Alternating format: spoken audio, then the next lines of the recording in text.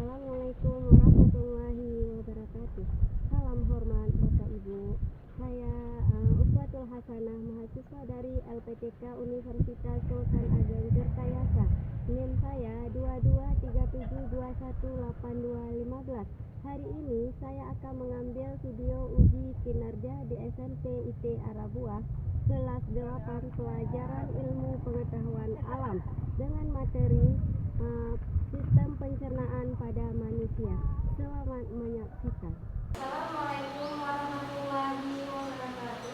Waalaikumsalam warahmatullahi wabarakatuh. Apa kabar semuanya?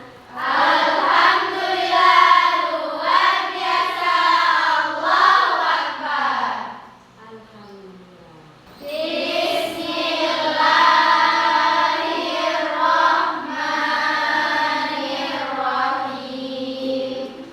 Rabbi shrah li sadri wa yassir li amri wahlul 'uqdatam min lisani yafqahu qawli. Rabbi zidni ilman warzuqni fahman. Raditu billahi rabba wa bil islami dina wa bi Muhammadin sallallahu alaihi wasallam nabiyya. Garuda Pancasila, akulah pendukungmu. Patriot proklamasi, sedia berkorban untukmu. Pancasila dasar negara, rakyat adil makmur sentosa, pribadi bangsaku. Ayo maju, maju, ayo maju, maju, ayo maju, maju. Almira hadir. Almira hadir. Asya Atifah hadir. Farah hadir. Dina Sia hadir. Husna hadir. Suhaila hadir. Imanda Daratulisa hadir. Haula hadir. Hazna hadir. Niswa hadir. Munira hadir. Nazila hadir. Nur Aula hadir. Tiara hadir. Zara hadir. Alhamdulillah semuanya hadir ya. Kemarin kita telah membahas tentang organ yang terdapat pada manusia. Organ-organ apa saja yang terdapat pada manusia? Kerongkongan, udah. Lambung, usus halus. Nah, yang pertama organ yang terdapat pada manusia itu, yang pertama yang dikatakan gemuk. Yang kedua, esofagus. Yang dikatakan esofagus itu kerongkongan. Udah itu setelah esofagus usus halus. Setelah usus halus, usus besar. Langsung ke anus. Tujuan pembelajaran kita hari ini mengenai proses pencernaan makanan pada manusia. Sekarang kita saksikan videonya.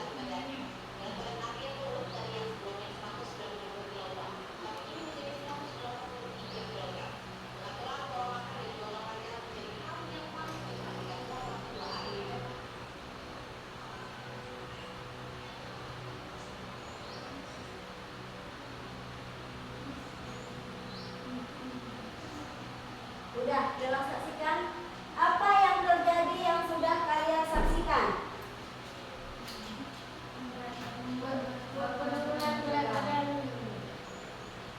Kenaikan berat badan yang disebut dengan apa itu? Obesitas. Kenapa bisa terjadi obesitas? Karena pola makan yang tidak teratur. Oke. Kurangnya olahraga. Oke.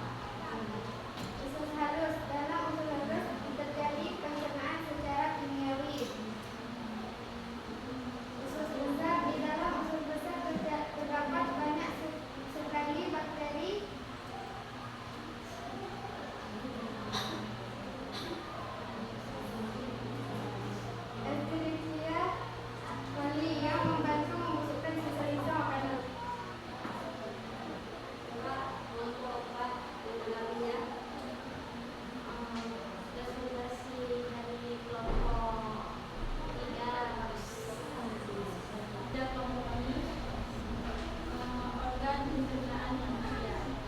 Terdiri atas mulut, esofagus, lambung, usus halus, usus besar, dan anus.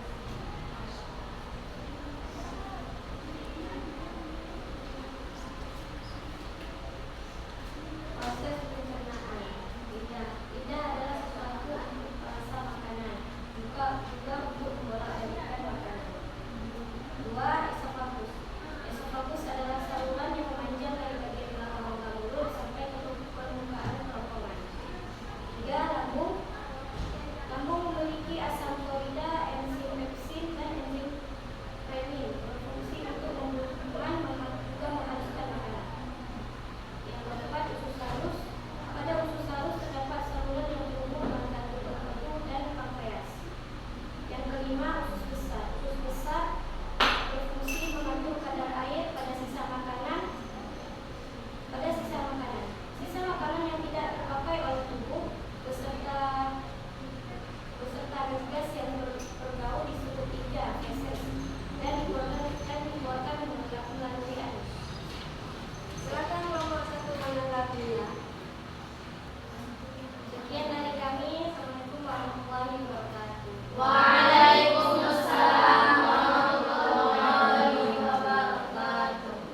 Kesimpulannya, yang pertama yaitu organ mulut. Mulut itu di dalam mulut terdapat gigi dan lidah. Gigi ini fungsinya untuk mengunyah, sedangkan lidah untuk membolak-balikkan makanan. Dari mulut ini dia masuk ke esofagus. Di esofagus ini jalurnya untuk masuk ke lambung. Di lambung itu dicerna zat-zat yang telah dikunyah oleh gigi sama kelenjar air liur. Setelah di lambung ini baru menuju ke usus halus. Dari usus halus menuju ke usus besar. Di usus besar itu mengeluarkan sisa-sisa metabolisme, sisa-sisa yang tidak terpakai. Yang sudah terpakai disimpan di dalam tubuh organ, di dalam tubuh. Yang tidak dipakai, yang dikatakan kotoran, sisa metabolisme itu dibuang melalui anus.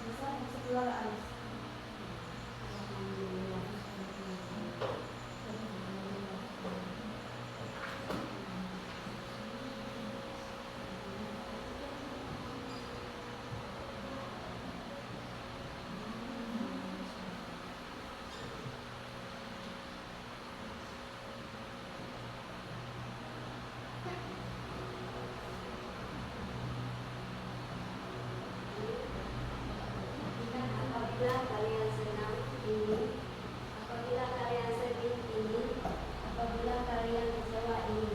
Ini proses pembelajaran kita, kalian tunjukkan. Kalian maju ke depan, satu persatu, orang ke depan, tunjukkan hasil pembelajaran kita hari ini. Nah, silakan. Kasih spidol.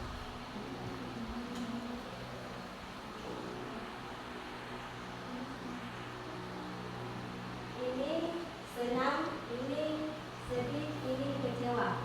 Kita belajar di sini pembelajaran kita yang mana? Contoh.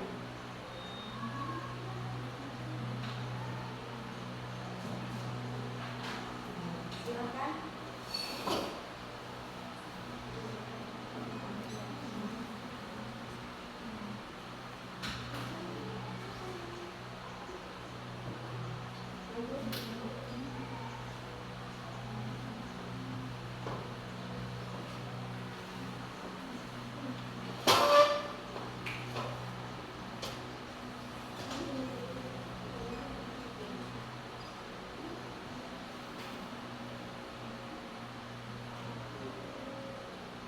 Gina.